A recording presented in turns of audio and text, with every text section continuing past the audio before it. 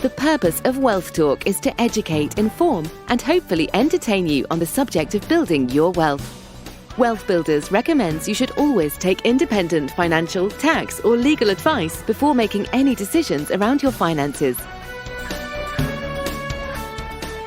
Hello and welcome to episode 26 of Wealth Talk. My name is Christian Rodwell, the Membership Director for WealthBuilders, and I'm joined by Mr. Kevin Whelan, the founder. How are you today, Kevin? I'm really great today. Thank you very much, Chris. Nice to have a chance to chat with you and obviously welcome all of our new members, which is pretty cool. Yeah, it's been great. So we dedicated last week's episode, Wealth Talk 25, to listen to some of the stories from our founder members who joined us back in May. And really pleased to say that we've had a few more people joining us over the last few days. And it's great to see those people sharing their signed declarations in our Facebook groups. That always makes us very pleased to see, doesn't it, Kevin? Well, it does, because, it's not that everybody's a Facebook, friend, because not everybody wants to be there. We know that through Wealth Dynamics. But just those who do, and they're comfortable doing that, it's just a nice public declaration of their commitment, isn't it? And we all know that wealth is about action. And it's very easy to get overwhelmed and drift when you've got so many different actions to think about. And none more so, Chris, than the subject of today's podcast, which is one of the biggest subjects of all, which is property. Indeed. So we're moving into pillar 4 of the 7 pillars of wealth. And it's a big one, property, isn't it, Kevin? We know that the UK traditionally has had this love affair with property, and that's, typically been buy to let. However, we know that property is multifaceted, and there's a number of different ways that this asset can be used to help build your wealth. And sometimes that can lead to it even becoming a bit overwhelming. There's so much choice. Yeah, there is so much choice. And I think what's really interesting about the way that we might approach it is we're not coming at this from a point of view of we think, one strategy is better than another strategy, in the same way as we don't think one wealth dynamic is better than another wealth dynamic. It's all about trying to wrestle with the whole combination of things in the leverage section, which you'll remember the podcast for that, Chris. Where was that one? Leverage was FIRST first, and that was Wealth Talk 11. Number 11. Okay. So, and we're always going to be, I suppose, reminding people of some of the things they've heard before for a number of reasons. All of this does join up. And of course, it's nice to be reminded if some while ago, you listened to something, you understood it, but you didn't necessarily put it into action. But you definitely need to think very carefully about property, because if you're thinking about it, obviously property is such a fascinating asset, isn't it? It's tangible. You can feel it. You can experience it. You can touch it in so many different ways that you can't do with the other big pillar, which is investments. And it's, but of course, there's so much more involved in that. And if you talk about, we could reel strategies off our tongue, Chris, couldn't we? We could go rent to rent, sourcing, buy to let, HMO with all the multitude of types of HMO, student service, special needs, LHA, service accommodation, lease options, commercial to residential, develop. Ooh, there's a number. Keep going, right? I don't know how many that was, and that was just so just straight off. And there's probably well over a dozen real property strategies. And what we don't want to do is, in this episode, Chris, is we're not going to dive deep into these. There's no point in doing that. We've got so many trusted partners who are experts in fields, but we know enough at WealthBuilders to know how each of the strategies work, which is critical, because the starting point for all forms of wealth, Chris, going back to the Wheel of Wealth, is education. So there's so many different sources of education. So, I don't want this episode to be just a repeat of other people's education, but it might be useful for new members just to almost be reminded of some of the principal ones, some of the pros, some of the cons, some of the things they should be thinking about in using their sources of leverage, some of the dangers that you always have to keep in mind when you're looking at property. But, the big advantage the property when it comes to, which is why I think starting with leverage, Chris, is a good one, is the fact that property uniquely is probably within all different economies, UK, US, and so on, you can just get leverage. You can create, in other words, you can, let's give an example, Chris, just to bring it to life as we start here. If you've got £100,000 and you want to start building your wealth, the natural place people will go would be, say, to the stock market. So if they had £100,000, and we're using a very simplistic example, and they wanted to buy stocks and shares or individual stocks or whatever they wanted to do, ETFs, whatever, then the amount of money they would be able to buy of that asset with £100,000, Chris, would be £100,000. Would not less charges, of course, and property too isn't without some charges, but less the buying cost. But if we take that to one side and say all assets have got some sort of buying costs, you've got £100,000. However, with property, and again being very simplistic, Chris, £100,000 worth of money when it comes to property, when you understand the financial leverage of mortgaging, for example, and again being simplistic, if you can get a mortgage of 75% of the value of a property, in other words, for every £100,000 you can borrow another £300,000, then it means the same ownership of your capital of 100,000 can have you own and take control of £400,000 worth of property. And then if you understand that property has the capacity to generate an income, you're generating income from £400,000 worth of property asset instead of the income you could generate from £100,000 worth of stock assets. So the fundamentals completely change. So the speed at which you can build your wealth, potentially anyway, is massive. So it's such a big accelerator, but we should always bear in mind the danger that leverage is a dangerous tool and it cuts both ways, doesn't it? So just as you can leverage up, if you get something wrong, that leverage can hurt you as well. So there's always pros and cons with any form of strategy. But it's a strategy people have used successfully for many, many years and continues to be if you can get all the rest of the ingredients of the wheel of wealth in play. So once you've got your education, you know where you're getting your support from, and we've got many places of support, Chris, don't we? Whether it's trusted partners, whether it's you and me, whether it's the buddy system, others that they would even choose to collaborate with. Then they take it from there into, the connection. So who's the right place, or who are the right people to share with you? And that's a really big one.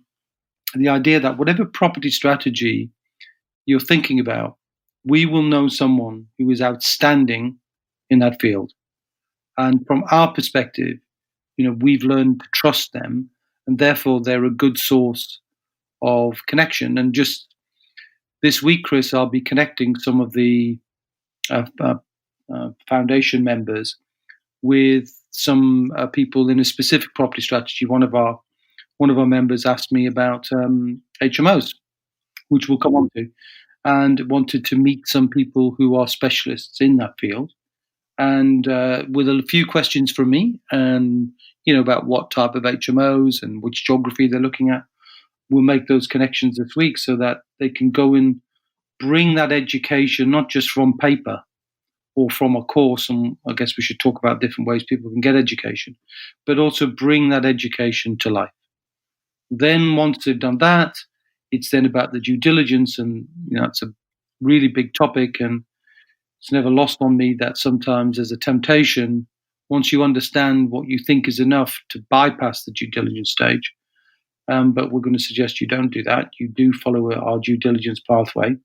And then from there, you go straight into getting the action taken, and not worrying, actually, that the action that you take is always, because it will never be the best one, because whenever you do anything for the first time, it's never going to be your best job, is it? So I think it's definitely worth maybe any of our new listeners who didn't hear episode 9, where we talked about the Wheel of Wealth, is to definitely check that out after finished listening to this episode. And I'll put a link to that in the show notes, along with the link to the episode on leverage, which was episode 11, and wealth dynamics, because we said that all of these fit together. And if someone is at a stage of overwhelm, or maybe at the beginning of the property journey and not quite sure which is the best fit, then understanding those 3 areas will help massively, won't it?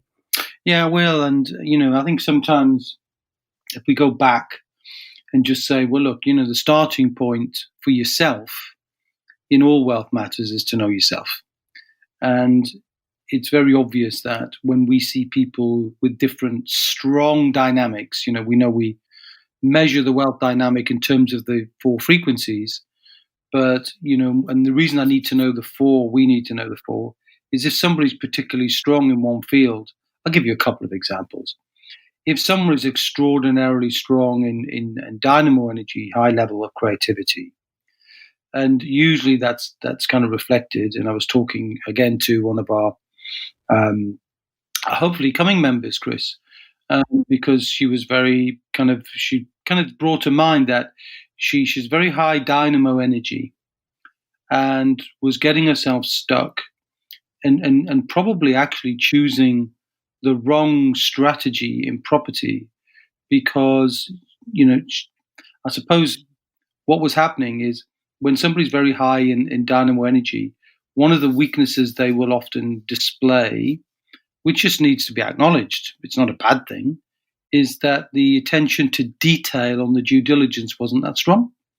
So there can be a temptation to do things just a bit too quickly, or without really thinking them through, and then make a mistake.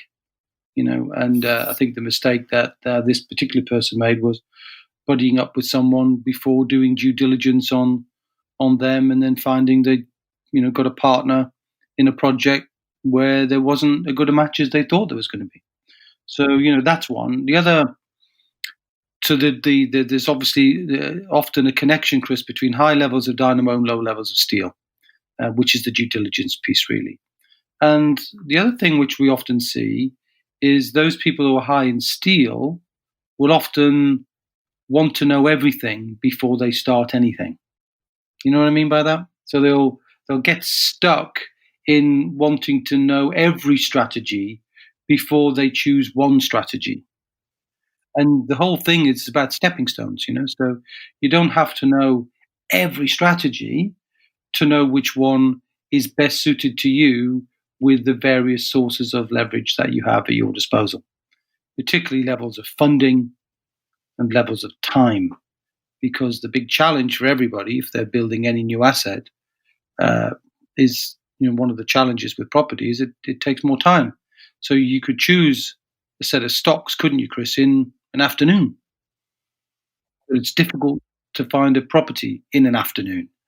And some people get tempted to do that, which is why they often will look for the lowest and easiest access point, which, let's say, typically has been in the past, Chris, buy-to-let, hasn't it? It has, yes.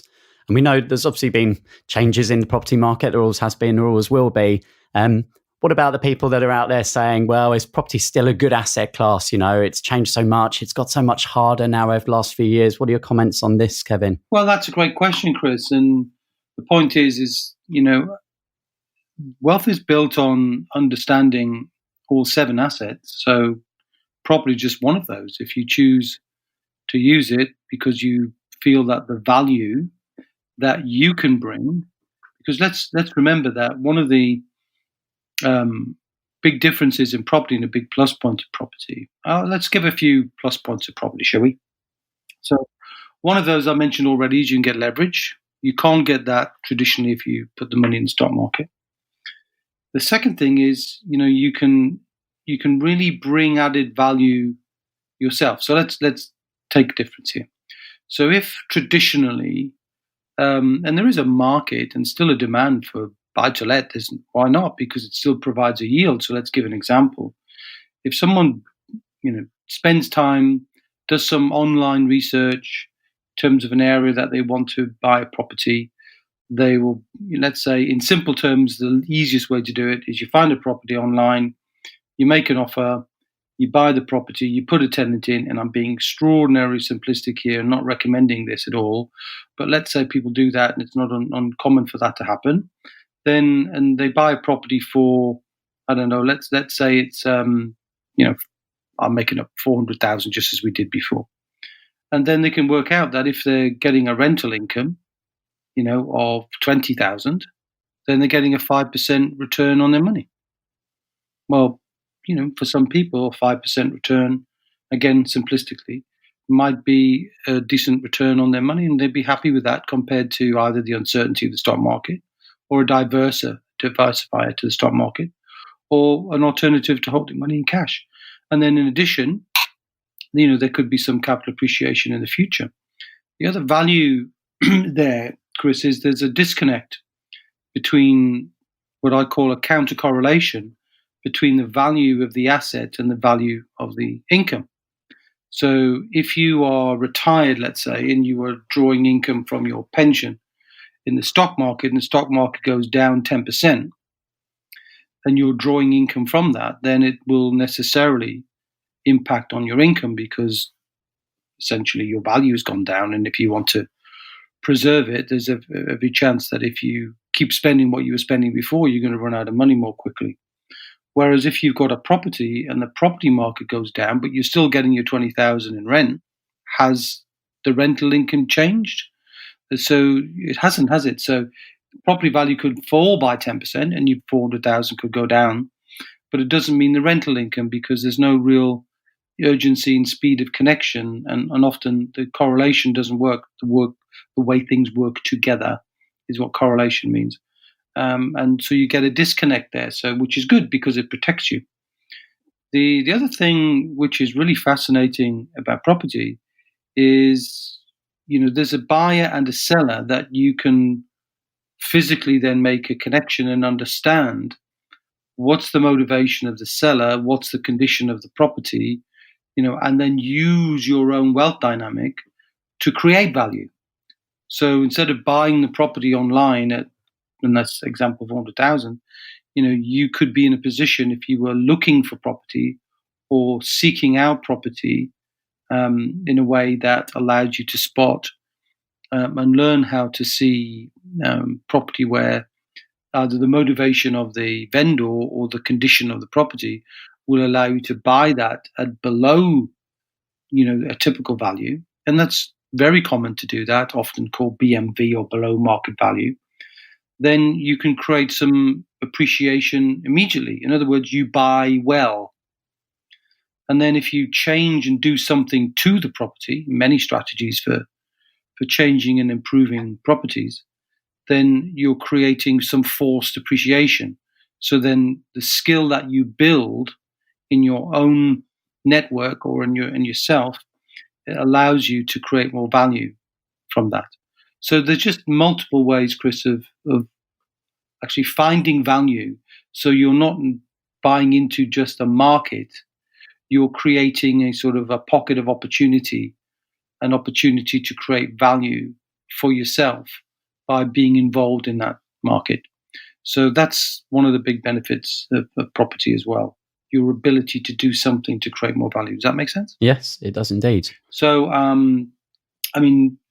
that's why I think even all this talk of, the bees, the Boris, the Brexit, the banks, there's all sorts of things that can change, and governments intervene as they have done with, with the new rules on taxing landlords in a different way. So all of these things, are easy to find out the rules. I'm not going to go into those rules, but there's always some overlay to any asset.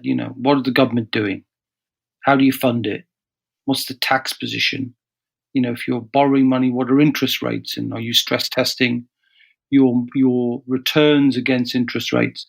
How are you planning to grow your education and turn the wheel again on another strategy?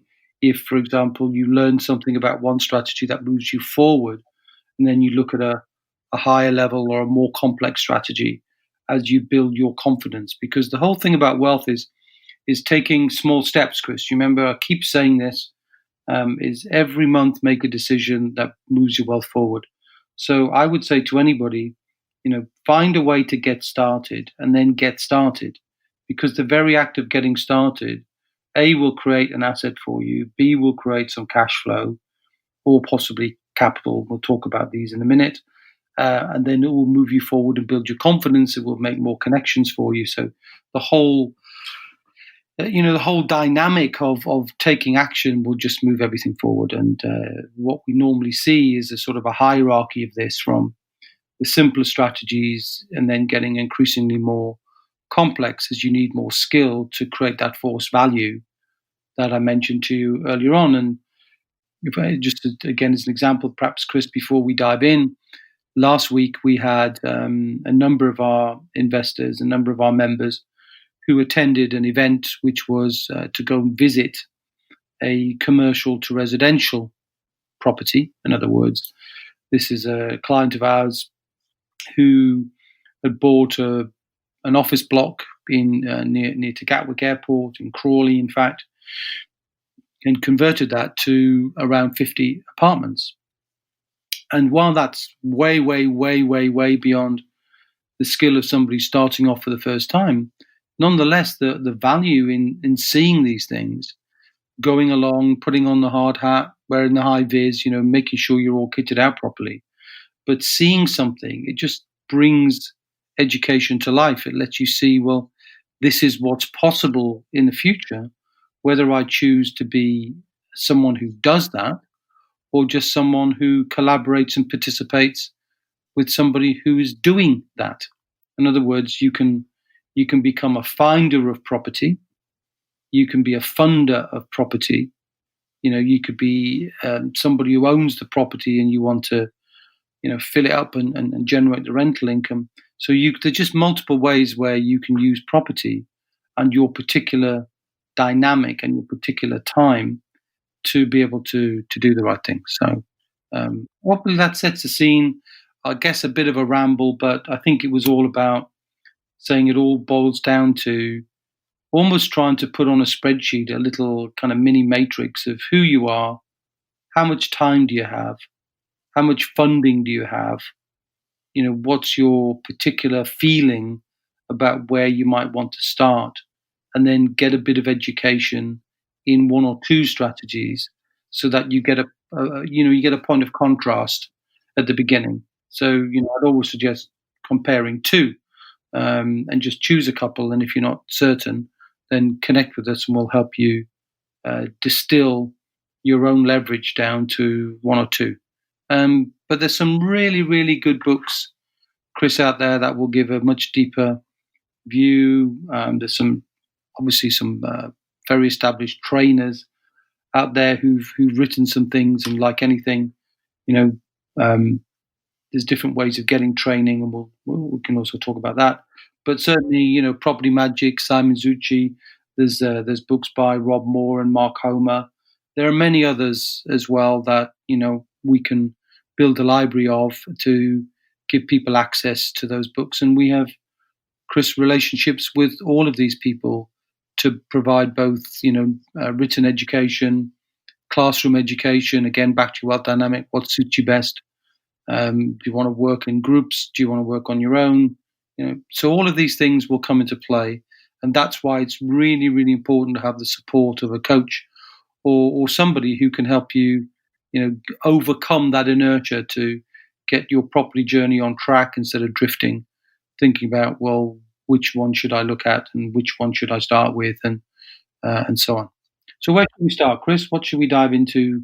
Just a little bit, just to give people a feeling. Well, we mentioned you reeled off a good number of strategies there, didn't you? And it's worth saying that, as we have done with previous pillars over the last few episodes, we will be asking and inviting some of our members of the Wealth Builders community to come and share on forthcoming episodes how they have approached these strategies. So we will be doing that over the coming weeks and deep diving into some specifics. I know certainly HMOs we want to cover in a bit more detail, don't we, Kevin? Yeah, HMOs. So, and we've got trusted partners, who look. I probably, Chris, just touching on HMOs, you mentioned it, probably got something like 150, something like that, I guess, clients who built their entire wealth pretty much around the HMO concept. Now, I'm not saying that's right, but it was right for them.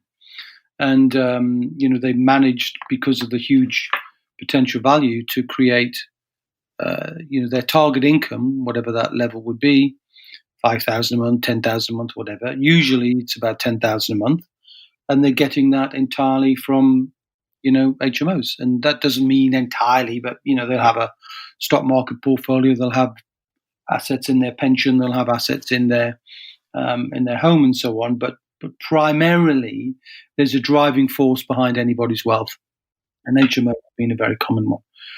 Why don't we start with, there'll be some of our members, Chris, who might be saying, well, HMO, home and multiple occupancy is a interesting strategy, but isn't it expensive? Why don't we start with saying, well, look, you've got to look at the first balance once you understand your own self and your wealth dynamic is this balance of time and money. And they're the critical things. So if you have time, but you don't have money, why don't we talk about what you could do there? There's certainly at least a couple of strategies that spring to mind for someone in that position. Yeah. So, and again, I'm not recommending any strategy. I'm just saying this, why they're there is because you can have a look at them and choose them or not choose them. So, one strategy is something known as rent-to-rent. And the essential ingredient of a rent-to-rent strategy is the fact that your time there, you have to be time engaged, and you're looking to find landlords who have property, but maybe they become tired, disinterested. Maybe they made mistakes. They thought they'd like to be the manager of the property, but in the end, they hate it. And there is no shortage of landlords who are like that. Maybe fed up with the government intervention, maybe just getting old. All of these things. And typically, a landlord, let's use our £400,000 property again, Chris, and say they're renting a property, and the typical way to rent a property is to a single family. So let's say they're renting the property to a single family, and they're getting, what would they be getting on that? So we did it. Say they were getting 20,000, yeah. So getting 20,000 a year, and so if they're getting that kind of level of income from one property, then they may be happy with that. So the principle of rent to rent is to say, well, okay, what if I was able to secure a contract, say for 3 to 5 years, with the landlord, and then instead of renting the property in a way that they were doing for a whole house, what if I was able to turn that property into several rooms and let by the room instead of letting the whole property? And this is the rent-to-rent essence here. So you're creating more value by you have to spend some money, Chris, because you've got to get a legal agreement between you and the owner, but B, spend some money on making some changes so that you can effectively let the property in multi rooms. And let's say if you rented the rooms and including conversions of things like big lounges into bedrooms and so forth, you can often, turn a property from one level of rent to double that rent. It's not uncommon for the rent to be double. And then if you can create that extra value, you're paying the current landlord either the same rent or some negotiated rent, but then you're able through your own skill to market, and there are at least a couple of places where you can test this out, and I'll come on to that in a second. You can turn this into a multi-let, then you're in a position to generate some income from an asset somebody else owns, but you've had the tenacity and the creativity to bring that asset more to life for you. So that generates a rental income for you, but of course you've had to involve yourself in the time of finding the property and negotiating with the landlord and then finding the tenant. So that's why you need time to do that strategy. And it's an interesting strategy. I've got one person I know, Chris. This is a shocker. She doesn't own a single property, but she's generating £1 million a year in income from rent to rent. So it's doable. And yeah, and that's all through local authority. So finding properties, usually in blocks, and then rents them back to a local authority. Now, obviously, there's a skill there. You would argue there's a relationship bit of leverage there that she's managed to develop with her local authorities, build that reputation, and then little by little, £1 million a year in rent to rent without owning property. Now, there's dangers there because you don't own the property. So if you don't own the property, of course, at some point you've got an income. But the whole point is, if you're generating income, then you're building up capital that you can either reinvest or use that for future deposits. If you get the point. That's very good. Sure. And I guess similar to that would be sourcing properties, because they kind of both go a little bit hand in hand, don't they? You need to source those rent-to-rent properties, but instead of then taking it on yourself, you may wish to build a relationship with an investor and source a property deal and negotiate with the seller, and then be able to pass that on to an investor. Oh, absolutely. I mean, I suppose with this one, you're then having to find an additional skill, haven't you? So you'll need to have the right wealth dynamic to be able to find and negotiate, not just with the vendor, but if you're sourcing property to sell to somebody else, then you've got to negotiate the deal with them and find them, find a supply of people who are looking. And again, there's usually this balance, isn't there? So somebody who's sourcing property is often sourcing property for somebody else who has less time. So it's a balance of understanding, who the other person is. I mentioned there were a couple of sites, Chris, that you can test this out really quite cheaply, in fact, and possibly even for free. So if you're looking at rent to rent as an example, if you want to check whether there's a demand and what kind of average prices there are per room just by way of research, in the same way as you can run if we're teaching people how to do options, let's say in property or stop losses, you can teach them in a facsimile. You can teach them in an account which isn't live, a paper account really.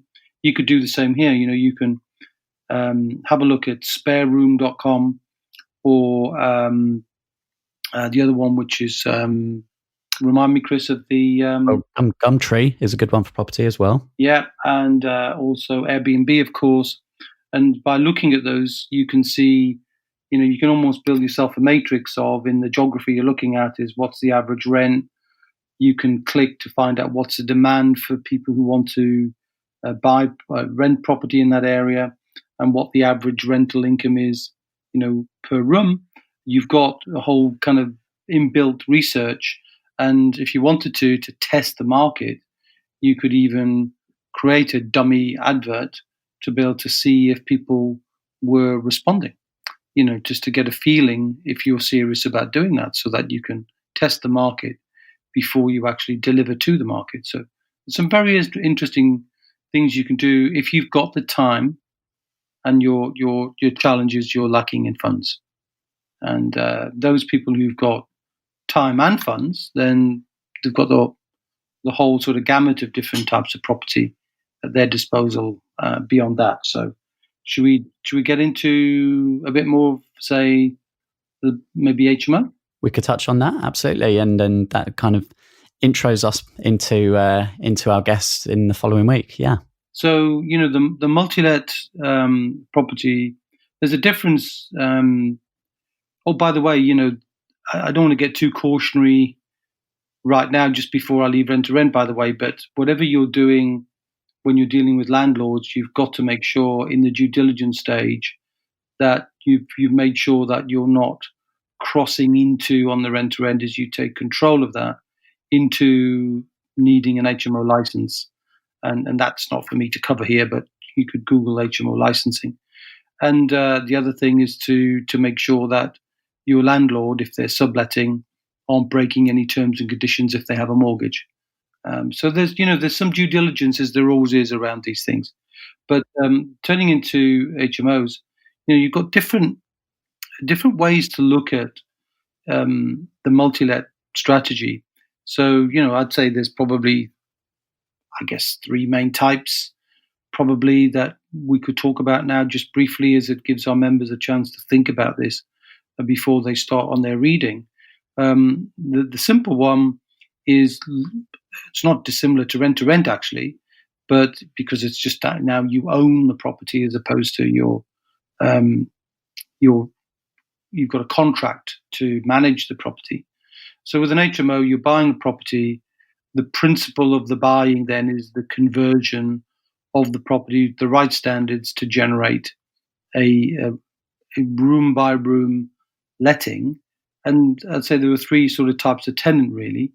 One would be the young professional market, and most HMO landlords that I know are kind of focused on that, where they're looking for properties where there's a high demand for professional workers, so that they're bringing an experience of higher quality than, let's say, you or I did when we left university. Where the very first properties we move into weren't always of the best quality. Certainly not when I was at university, anyway. So this is kind of a step up, really. And there's some outstanding examples of that, and we'll bring to the to a podcast or a webinar people who've done an outstanding job in that, and it's been a great solution for people over recent years.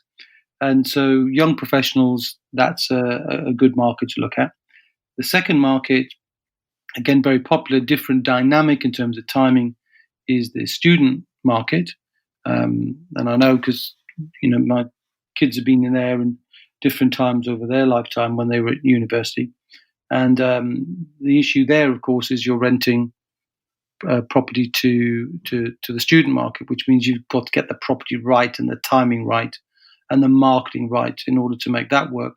But of course, you've got the pros and cons of, on the one hand, there's a big pro is often mums and dads are the guarantors, so that your property, even though it might well suffer a few challenges there, some scrapes and scratches and all sorts of different things, you know what I mean there.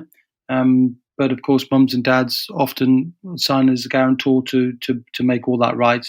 So that's a good thing. But if you get the timing wrong, you could have an empty property, So that's really an interesting strategy for some. And the third one is what I would often call special needs. And what I mean by that is where the tenant of the property is specifically chosen because they need some form of special protection they're afforded some special protection in law. And often that's in association with local authorities. So we've got clients who have done that with providing homes for protected children who need protection, asylum seekers, those rehabilitating from challenges with violence or drugs or whatever it would be. So again, you've got to choose and understand that there are just different markets for different things, and it's about just trying to work out which is likely to be best for you. And everybody's different, and you can almost hear that there's just different reactions to people when you talk about the different ways that you're seeking a tenant in a multi-let environment. So it also depends on yourself and how you feel about that. So that's the big market, that one, HMOs. And some people would argue that with the changes the government have made, it's made it tougher. And certainly there are rules where different councils put restrictions on it, called Article 4, where they want to limit the number of HMOs in an area. But this is all part of the education, Chris. Once you get into it, this is why we'll have people who've been doing HMOs for years who can bring all these lessons, because it's easy to make a mistake. I've definitely seen somebody who came to us looking for help, Chris, where they bought a property, they thought they were going to turn it into an HMO. They'd done all the maths; it all looked right. This was before they were engaged with us, and lo and behold, when the due diligence piece would have been done, what it turned out to be, there was a specific condition in the clause of the estate where they bought the property, that it was not possible to run a sublet. And they fought this and they lost, and they had to turn the property into an assured short-haul tenancy property, an AST property, a single-family property. And all the hard work and effort they put into it was to no avail. And in the end, they sold the property. But the whole point about this is you have to know what you're doing and have to think and prepare and turn the wheel full circle before you make your decision. And that's the danger with property. Get it right, and it's an acceleration of your journey. Get it wrong, and it will slow you down forever because you'll keep being fearful of making mistakes, if you see what I mean. Well, that's been a good overview, I think, Kevin, for today's episode, and there's a lot to look forward to over the coming weeks for sure. Is there anything that we haven't touched on that you feel is important when we're talking about an overview to the property pillar, Kevin? Well, I think there's been a massive growth, hasn't there, in what's called serviced accommodation as well. So instead of letting the property by the family or by the building or by the room for a long-term let, the service accommodation model, or really there's a whole kind of section in property which deals with properties let by the evening, let by the night or the day. And this is where the service accommodation comes in. And again, I think we're seeing increasingly very specialist, very clever people who are choosing to find properties in an area where there's a demand, a very specific demand for people who want to be renting property as an alternative to a hotel. Such as the Airbnb model. Yeah, exactly. And, a few come to mind with clients that we have. One, he's got a real penchant, Chris, for music, music concerts. And so his strategy is to buy properties as close as possible to major places where concerts are played. And then he'll find his tenants from the people who attend the concerts. So if you really love, whoever you love, and you want to go see him, then why not advertise in the places where those people are, showing themselves to be interested in that. And in all sorts of great places in all the big cities. So not concentrating in one city, but the big cities next to concert halls. So that's a strategy. Another one is a client that we have. His properties are all focused around, let's say, what we would say would be classic heritage type properties. The sort of properties that would really be appealing on the eye. They'd look like there'd be a blue plaque outside. They're just fantastic looking properties, and generating very high levels of rental, much more so in the same way as you can get double the rent from single family let into multi-let. Often you can get a multiple of that, 2, 3, 4 times the rental income by treating it like a business. Really, it's almost like an apart hotel or a hotel. In your mind, you've got to have all of the necessary facilities to be able to change, the bedding and do all the things, and having your booking systems sorted, all of these things in play. And there's just a couple of examples, but another one in the Lake District, where specifically looking for people who love walking in the lakes. So you just have to find your niche. And so serviced accommodation, and an extension of that would be small hotels and holiday lets and all sorts of different things, which are much more focused around very shorter term lets than the longer term lets. And then you're moving from dealing with retail customers in the main to moving into the area of commercial. And in the same way with commercial, Chris, you've got commercial property, very simple. A lot of our clients have got the SSAS pension that you can often hear our members talking about. And then they use the SSAS pension to buy the building that they want to operate their business from. And therefore they become a landlord to themselves, which is great. Or if they wanted to, they could buy a building and rent it to somebody else. In the same way as a buy-to-let would be a single-family let, commercial property can be a single corporate let. But increasingly we're seeing, in the same way as HMO has changed the way that properties are let, Then there's commercial HMO. We've just starting to work with one client who's specialist, who learned HMOs in the residential side and is now buying commercial properties that are tied and maybe distressed in some way, and then rents them out to smaller businesses. As there's been a burgeoning of smaller businesses, Chris, then they need somewhere to operate from. So he provides that accommodation. So instead of having a single company renting the property for, say, a typical yield there would be, say, 6 to 8%, could be getting 12 to 15% or more by letting the property to multiple tenants. Co-working's popping up all over the place now. Right. So you can see there's, the market changes and intelligent people will respond to that market in a certain way. And just as there's never been, and if you full circle that one and say, well, okay, we talked about residential, and we know that the government's demand or their intention to create residential units, houses for people is never really going to be reached, and it's still not reached. One of the ways increasingly that's being done is through commercial to residential, as I mentioned earlier on, with one of our clients who's turning an old office block into 50 apartments. Well, that's a huge potential influx if people can find a skill to do that, and the government have made incentives to help that through something known as permitted development, essentially meaning it kind of obviates the need to do as much of the planning.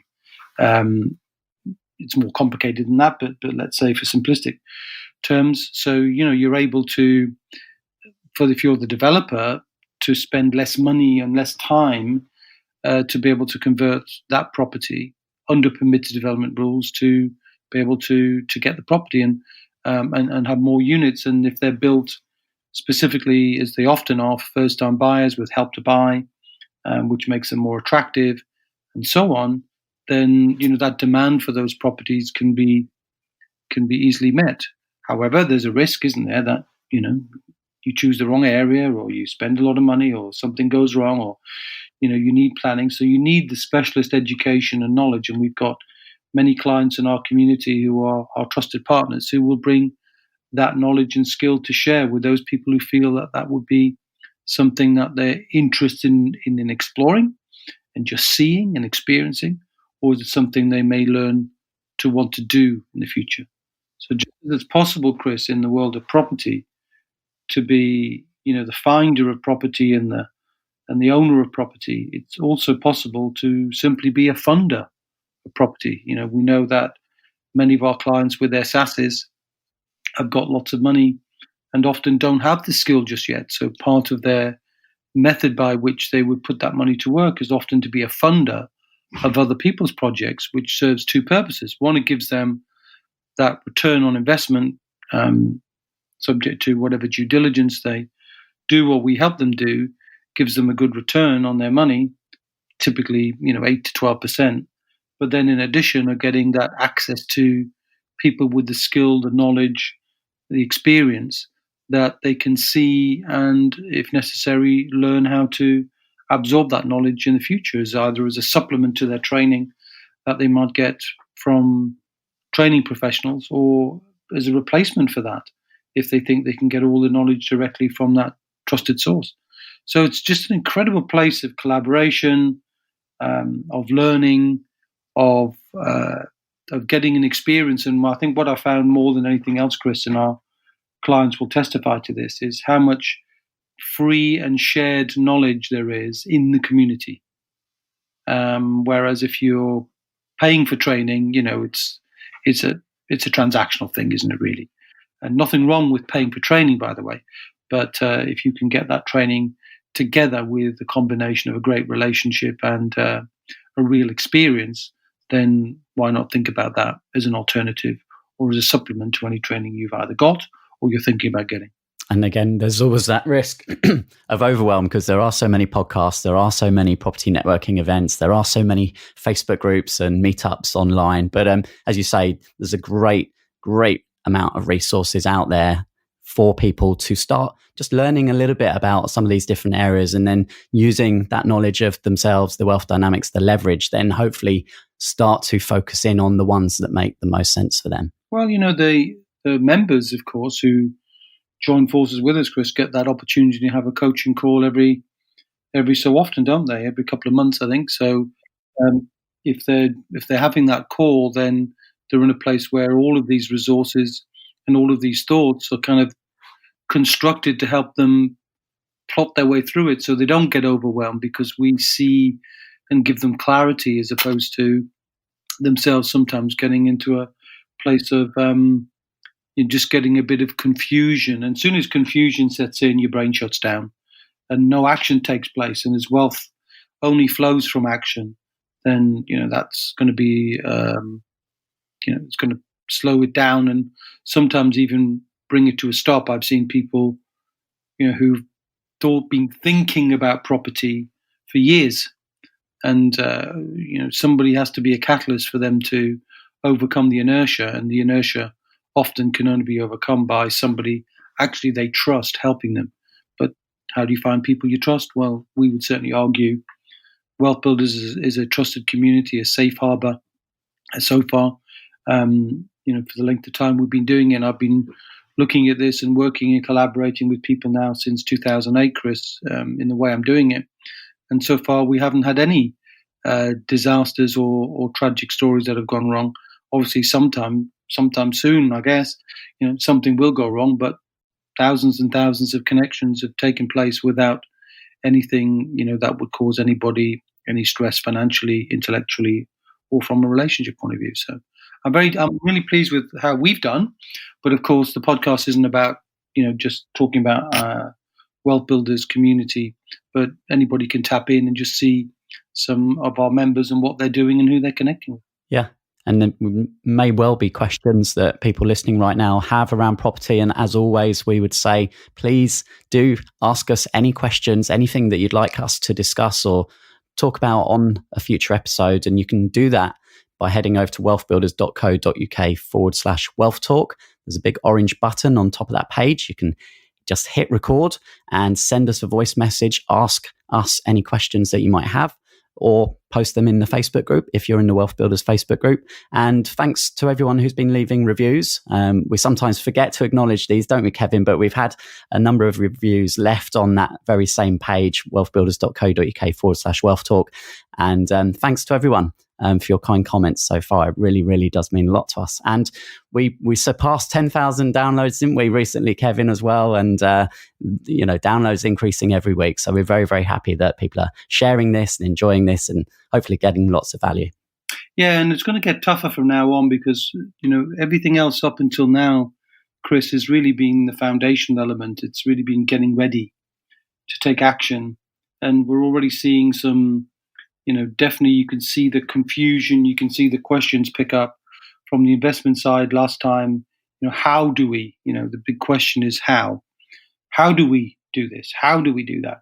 And the same thing is going to apply here. How do we do this? And part of the challenge at the beginning when you've got so many options is what to do. So go back, do a little stock take, make sure you've done your wealth dynamic, work out, what funding you do have, work out what time you do have, what's your preferred learning style. For example, some people will not want to simply to go to networking meetings and stuff like that, and others will love to do that. So what's your natural style of connecting? And then let us know, and we'll help you build your own matrix, whether we connect with you or not, to help you, start to look at each different strategy and maybe even try and think about matrixing. It's hard to word say that, putting together a matrix to help people at least see the pros and cons within their wealth dynamics, Chris. Yeah, I think that'd be very useful. Great. Well, that's been a great start, I think, on Pillar 4 today, and lots of good stuff to come over the coming episodes. Well, looking forward to diving in and looking forward to giving a platform to some of our trusted partners and some of our Wealth Builder clients who've demonstrated their own strength in taking actions in each of the different property strategies that we uncover in the coming weeks and months. Great. looking forward to that. Thanks for your time today, Kevin. Thank you for everyone for listening today. And we'll catch up on the next episode of Wealth Talk. Okay, see ya. We hope you enjoyed today's episode. Don't forget that we are constantly updating our resources inside the WealthBuilders membership site to help you create, build, and protect your wealth. Head over to wealthbuilders.co.uk/membership right now for free access.